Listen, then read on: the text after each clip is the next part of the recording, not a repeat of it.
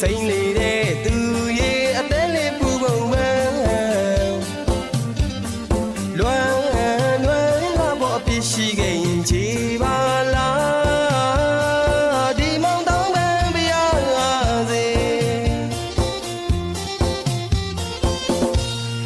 ဟိုရင်တုန်းကချစ်တွေလဲဘယ်မှာမေ့လို့ထားပြီလဲစိမ့်ရတဲ့မိမလားလေးကိုရွှေနဲ့တော့သွင်းဒီတဲ့ချင်းနဲ့အပန်းဖြေရွှေဘုံရွှေတန်းဆမ်းမြန်းခြင်းနဲ့သူကောင်းနေစံနဲ့မေမူတိန်ဆန်နဲ့မေမောင်လို့အချီယူတွေ့ဘူးပါကလေးဘဝဆ